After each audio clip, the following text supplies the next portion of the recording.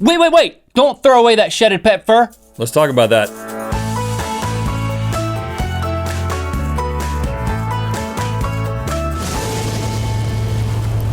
Good Mythical Morning. We asked you to ask us questions about money. Money is what you need to buy things. But we're gonna give you even better advice than that.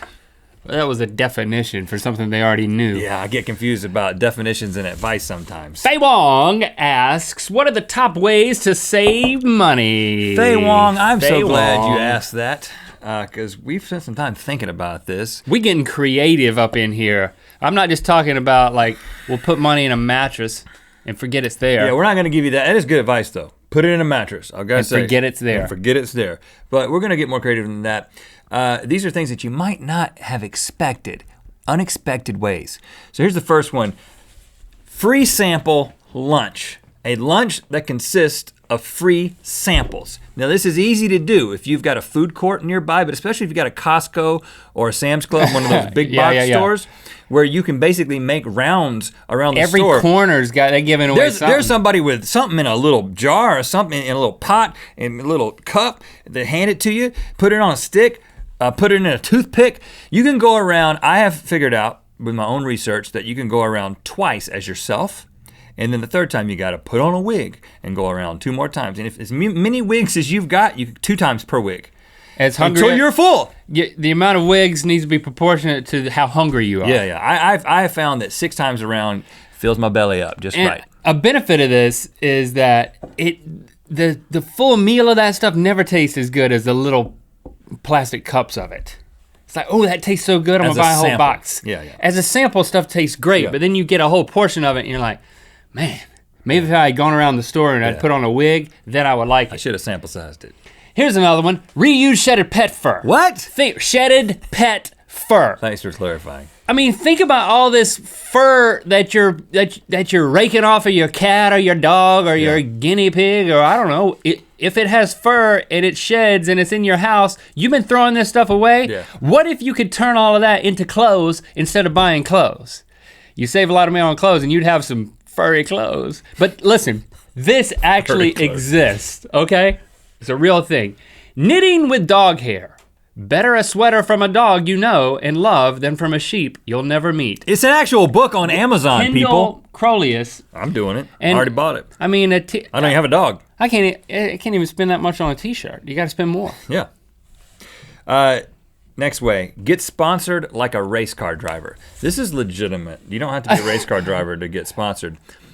Really? You can make about $500 a month, depending on the length of your commute, to get your car basically painted with a brand. You know how they can wrapped. They can wrap your car.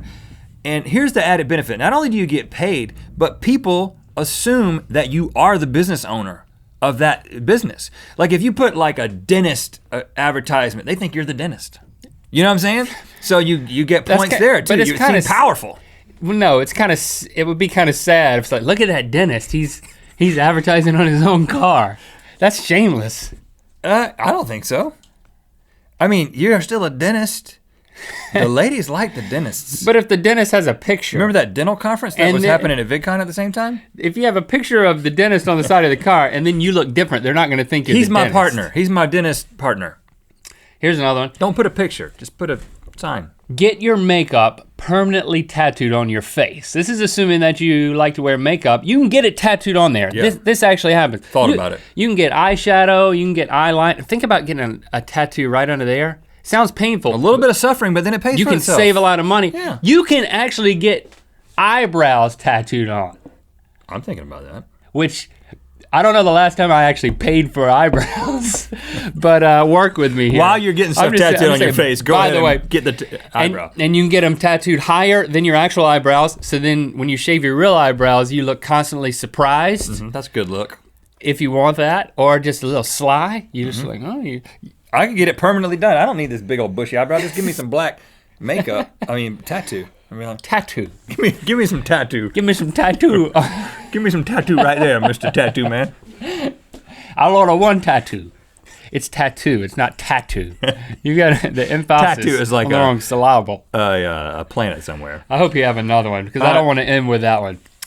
Yes, I do. This is the most important one, I think, and the most practical. Pick one outfit and wear it all the time like a cartoon character. You will save so much money on clothes and your identity will be cemented. And time. You don't have to think about what you're going to wear. There's quite a precedent for this and lots of options. You could go with a white collared shirt and slacks like Homer Simpson and Peter Griffin. You could go with shorts only like Mickey Mouse. You can go with shirt and no pants, Winnie the Pooh and Donald Duck, or you can go straight up naked like Garfield and Pikachu. Lots of options out there if you want to dress like a cartoon character. I thought Pikachu was in a skin-tight yellow suit. I think he's just an animal, a naked animal. There's a zipper on the back. Really? Just look closely. All right.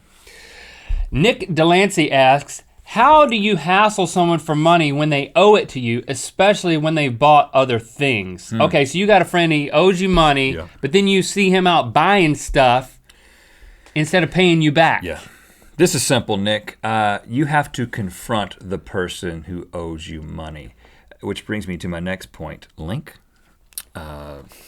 you owe me what I feel to be a lot of money, and I took some time to come up with a mathematical formula to help you figure out how much your friend owes you or how much you owe your friend.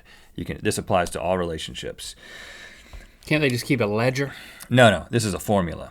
The amount of money owed you is equal to the percentage of time that you have cash in your wallet minus the percentage of time that your friend has cash in the wallet, multiplied by the number of times you eat drive-through fast food with this person in a week, multiplied by the number of years you've been friends since 13, multiplied by 52 weeks per year, multiplied by $5, the average cost of a fast food meal. I did this calculation, ran the numbers in Link. You owe me $4,186.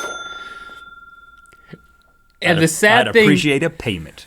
Grab that guitar. The sad thing is that's probably true. Yeah, you know it's true. After all these years? Yeah. And you know what day it is. It's Thursday. And Thursday. Me sing along. I'll take the memory machine out of here. Jen, thanks for that. Okay, first before I present the mail, let me present this thing right here. What not to do.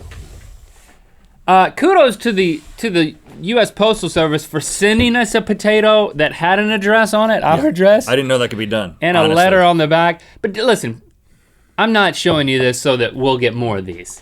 I'm showing you this to say, don't do this anymore. Yeah, you send us those taters and we will discard them. I'll let you read a letter one time, right? Thanks, Link. I've always wanted to do this. Do it. Thanks, read it, man. Read it. This is coming from, boy, he's got a, how do you? That's Philip Peter something? Peter something. I think we got a letter around here somewhere where he actually typed his name out. We'll put that somewhere. But check it out. This guy sent us a carved longboard. Good Mythical Morning themed. He says, I've only made one other surfboard like it, and that one sits on the desk of GoPro's founder and CEO, Nick Woodman. So Nick Woodman, we want to call you out, buddy, because now we're in a club. We both have the shortest longboards ever made. The shortest longboards ever made by Philip Dixon.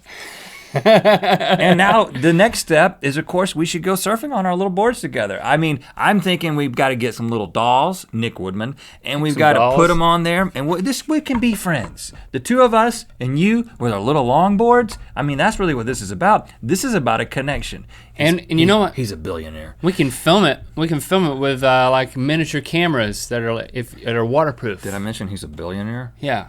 I'm thinking he's got like a boat we can hang out on. He probably could take us to nice places. I'm thinking he can still hear you.